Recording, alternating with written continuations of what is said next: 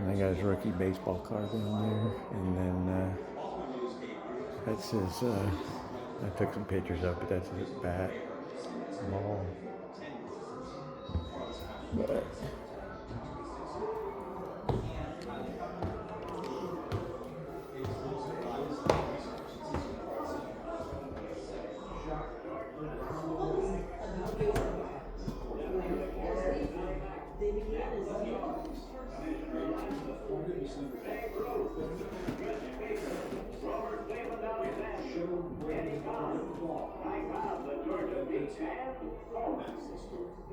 Game 3, 1932 World Series. The Yanks versus Cubs. Presidential candidate Franklin Delano Roosevelt had a toss on the first pitch. There was an added intensity brought on by a running feud between Ruth and the Cubs. Bambino now accused his it's the new Yankee Stadium.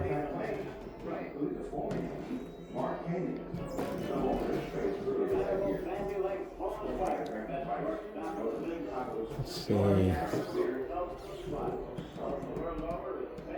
That's his kimono that presented to him during a trip to Japan. It's his favorite thing he wore.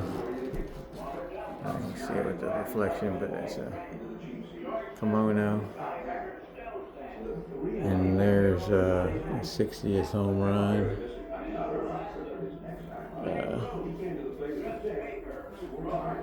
And there's some of his 500. These are people that have hit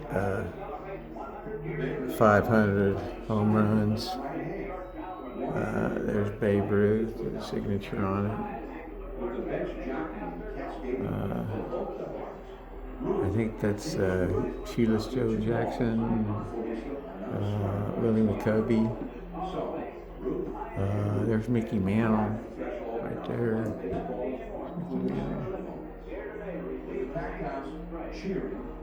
Looks like Mike Edmonds.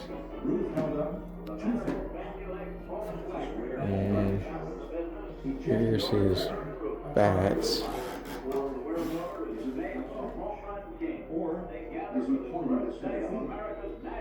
Oh, these were the he went briefly, I think, when he was getting towards the end of his career and was trying to find a job, and kind of got tossed out. He went to Japan and played some, and I think that's some of the bats they made for him in Japan.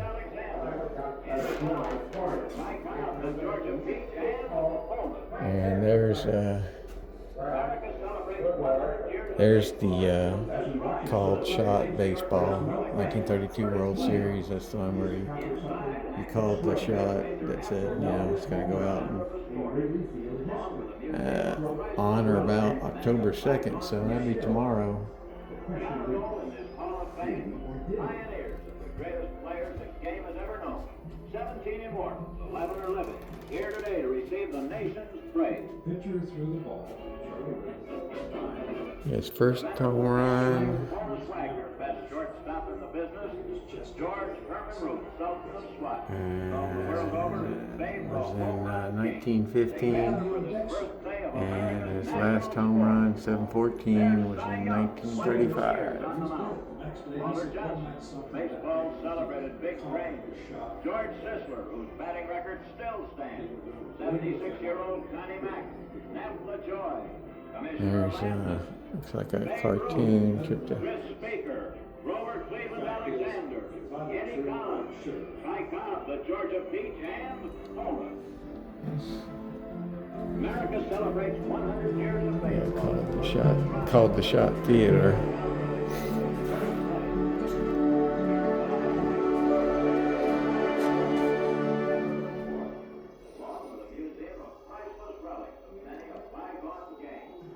It happened at Chicago's hallowed Wrigley Field on a bright and sunny autumn afternoon. It was orchestrated by baseball's all-time immortal. Indeed, it helped define his immortality, and it's as controversial today as it was the day it happened, October 1st, 1932. which is today. Hello, I'm John Miller. And the it I'm referring to is, of course, Babe Ruth's legendary called shot home run. The shot heard round the world and forever in the course of baseball annals. The legend is that Babe Ruth pointed to center field in the fifth inning of the game against the Cubs and showed where he was going to hit the ball, and then did so. That's the story. Game 3 of the 1932 World Series, Yanks versus Cubs, with all the pomp and ceremony of the Fall Classic. Presidential candidate Franklin Delano Roosevelt was there to toss out the first pitch. There was an added intensity at Wrigley that day, brought on by a running feud between Ruth and the Cubs.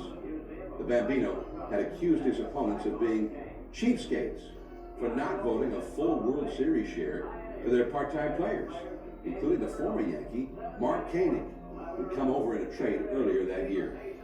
Sports writer Grantland Rice wrote that Chicago's sunny atmosphere was full of sulfur. Ruth had put together a pretty respectable season, even by his standards. In Chicago, he seemed energized from the very beginning. He pumped 9 batting practice balls into the cheap seats, and then he topped that with a 3-run homer in the first inning.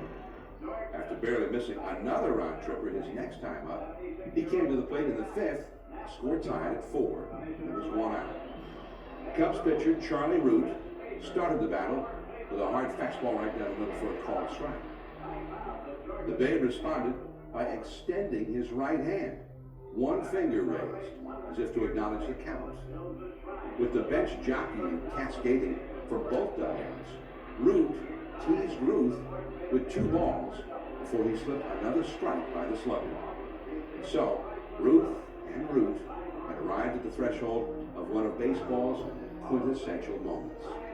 With the packed house cheering and jeering him on, Ruth held up 2 fingers, and as this rare home movie shows, he gestured in the direction of Charlie Root. Or is it the Cubs bench? Or is he pointing to center field? And what we see next has to go down as one of the great feats in the history of the World Series. Listen in as the Babe himself recalls that epic moment. Well, I stepped out of the box, and by that time they were looking at straight. When I looked out to center field, I pointed. I said, I'm going to hit the next pitch ball right past the plate. Well, good Lord. As we watch him circle the bases, there is no question that he knows he has accomplished something extraordinary. The longest home run in Wrigley Field history, stroked with a vengeance. And still, the question lingers. Did he or didn't he?